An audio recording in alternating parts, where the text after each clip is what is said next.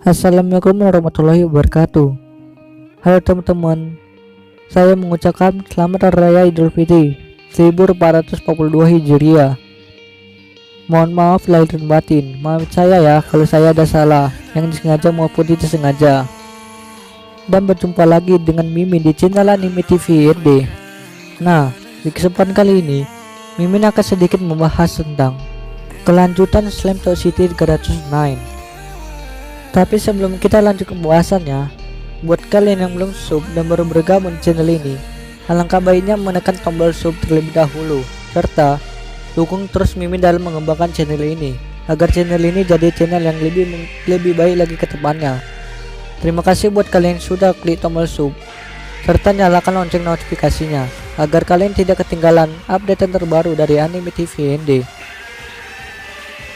Setelah episode sebelumnya, Halkara meminta maaf dan sangat menyesal bahwa semua yang saya katakan hanyalah kiasan.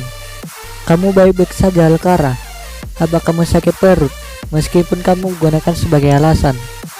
Mungkin dia menderita sakit perut karena pura-pura sakit. Raja Iblis pun berkata, kamu bahkan membuat alasan dengan pura-pura sakit perut. Setelah itu, Raja Iblis pun berjongkok sambil mengelus dan berkata, tidak perlu bersujud. Lagi pula, kamu bukan salah satu pelayan.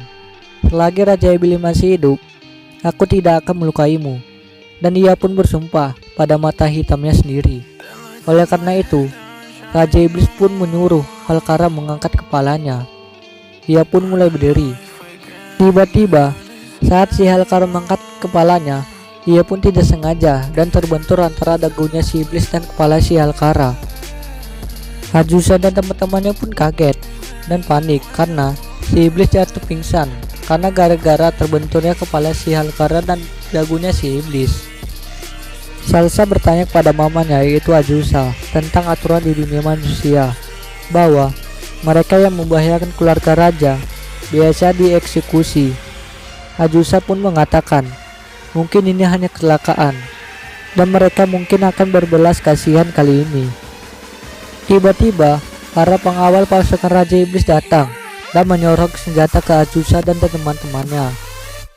Ijebu mengatakan bahwa aku seharusnya membiarkan Halkara berpura-pura sakit sambil menangis, sedangkan si Halkara di penjara karena dia telah mengalahkan Raja Iblis.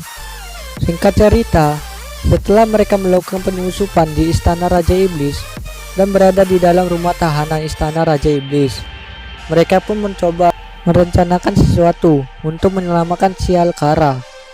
Raika pun berkata, namun tidak banyak yang bisa kita lakukan di dalam rumah tahanan. Azusa pun setuju dengan pendapat dari Raika, dan Azusa melihat keluar jendela. Jadi ini lantai 4. Menurut Azusa, ini akan mudah bagi seseorang untuk keluar masuk. Rosel pun mengerti apa yang dibilang Azusa dan ia pun memberi saran. Kita semua akan melarikan diri dan kasus pun ditutup. Namun, Azusa pun berpikir jika kita melarikan itu, Halkara akan segera dieksekusi. Sekarang kita kesampingkan itu dulu, karena menurutnya prioritas utamanya saat ini adalah membuat obat yang mampu memulihkan kesadaran dari yang mulia Raja Iblis. Rosel pun mencoba melarikan diri melalui jendela, namun dipanggil oleh Azusa dan mengingatkan kepada Rosel bahwa ini adalah ibu kota negara iblis. Azusa berpikir kemungkinan besar pasti ada tanaman ramuan medis di dekat sini dan meminta Rosel untuk menemukan tempat itu. Karena Rosel berutang banyak pada Halkara dan dia akan menyelamatkan si Halkara, Rosel pun pergi mencari tempat yang dikatakan oleh Azusa. Azusa berharap mereka memiliki semua bahan yang dibutuhkan, dan selanjutnya kita membutuhkan alat-alat untuk membuat obat, ungkap Raika. Di sisi lain, Valva yang membuka lemari melihat beberapa gelas yang tersusun. Jika kita dapat menggunakan cangkir, ada beberapa di sini. Azusa pun menemui seseorang penjaga tahanan yang sedang berjaga. Permisi, aku ingin melarutkan obat untuk aku minum, tapi Sepertinya tidak ada sendok di sini. Hanya ada cangkir saja, ungkap Ajusa kepada penjaga tahanan. Penjaga tahanan itu hanya terdiam sejenak dan menjawab, cangkir untuk teh akan sulit untuk menggunakannya untuk melarutkan obat. Aku akan mengambil sendok bersama dengan gelas bersih dan air. Si penjaga pun pergi untuk mengambil barang tersebut.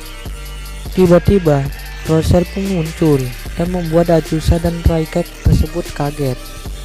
Rosel memberitahu kepada mereka, di sisi lain kastil ada area tempat mereka menanam berbagai tanaman.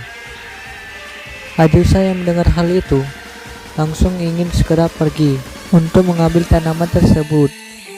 Namun, Raika memanggil Ajusa dan berkata bahwa penjaga akan segera kembali dengan sendoknya. Jika kamu tidak ada di sini, itu akan sangat aneh. Jadi tolong serahkan tugas itu kepadaku.